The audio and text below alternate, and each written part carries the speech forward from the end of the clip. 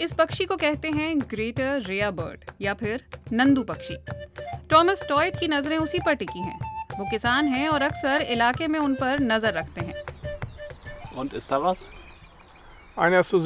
एक को मैं देख पा रहा हूँ, दूसरा उस बिल के पीछे है, यहाँ से नहीं दिख रहा। टॉयट को ये पक्षी बिल्कुल पसंद नहीं है, वो उनकी फसल खा जाते हैं। वे हमेशा वहाँ होते हैं, सड़क के दोनों किनारे।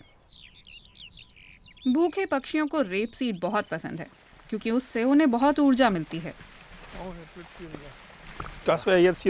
ये एक पौधा है जिसे उन्होंने खाया है। यहाँ देखिए, आप देख सकते हैं कि उन्होंने रेपसीड के फूलों को कैसे खाया है।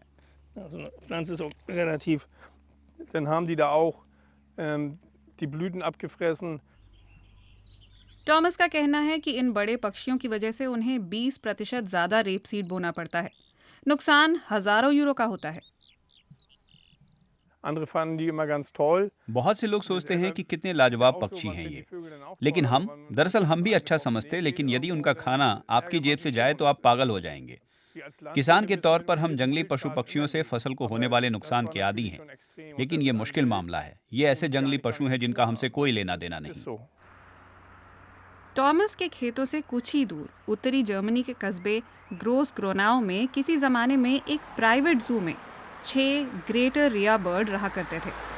फिर करीब 20 साल पहले किसी ने गेट खुला छोड़ दिया और दक्षिण अमेरिका के बाशिंदे ये पक्षी अपना पिंजरा छोड़कर भाग गए। उसके बाद वो इलाके में रहने और फैलने लगे और अब वो शालजे यूनेस्को बायोस्फीयर रिजर्व के रेंजर मारियो आक्सेल की जिम्मेदारी हैं। मारियो नियमित रूप से इनकी गिनती करते हैं। 2 दशक पहले हुई उस भूल का नतीजा ये हुआ कि अब इलाके में 600 ग्रेटर रिया बर्ड मौजूद हैं। ये पक्षी उस जमाने में जिस किसी के भी थे, साफ तौर पर वो पर्याप्त ध्यान नहीं दे रहा था और उसके बाद चिंतित भी नहीं था। उन्हें लगा कि मामला अपने आप निपट जाएगा। लेकिन ऐसा हुआ नहीं। पक्षियों ने जर्मनी की कड़ाके की ठंड का सामना किया और इलाके में ही रहने का फैसला किया।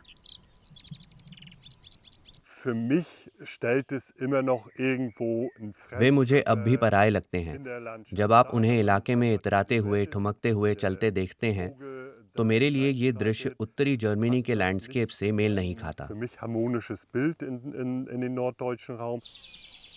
रेंजर बड़े रिया बर्ड्स की तादाद को कम रखना चाहते हैं। इसके लिए वो अंडों में छेद कर देते हैं। लेकिन ये पक्षी भी चालाक हैं, वो और अंडे दे देते हैं।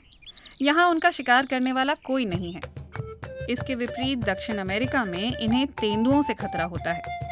उत्तरी जर्मनी के फॉरेस्ट रेंजरों को उम्मीद है कि इलाके में रहने वाले जंगली सुअर इनके अंडों में दिलचस्पी लेना शुरू करेंगे। एक बार सुअर को इस आकार के अंडों का चस्का लग जाता है तो वे और अंडों की खोज शुरू कर देंगे। नर नंदुओं के लिए जंगली सुअरों को डराना आसान नहीं होगा, इसलिए सुअर उनके अंडों को आसानी से खा सकेंगे।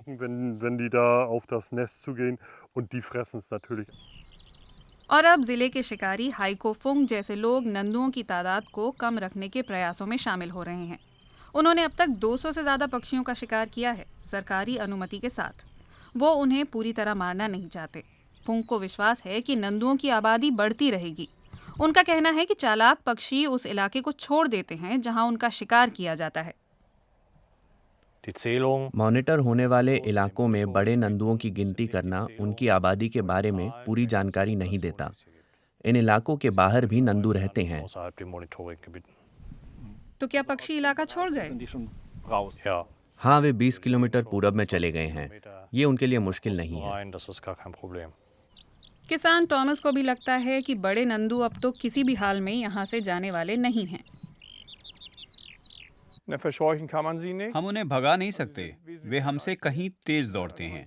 हमने उन्हें डराने वाले कौवों का प्रयोग किया है, उन्हें जरा सा भी फर्क नहीं पड़ता। उन्हें डराकर यहाँ से भगाने का कोई रास्ता नहीं है। बड़े नंदू निश्चित तौर पर स्थानीय लोगों और सैलानियों को आकर्षित करते हैं। अब ज्यादा वक्त नहीं लगेगा कि इलाके में रहने वाले ये पराये जीव यहाँ के लिए आम हो जाएंगे।